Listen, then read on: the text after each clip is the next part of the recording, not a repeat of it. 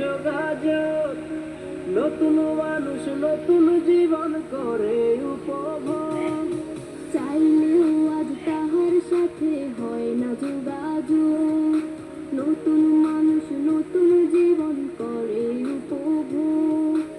আমার দুঃখ বুঝার মতো কারো সময় নাই, তাই তো আমি পাগল দেশে ঘুরিয়া বেড়াই। নাই রে নাই রে নাই, আমার মনে শান্তি নাই, শান্তির মায় মরছে তবু আমি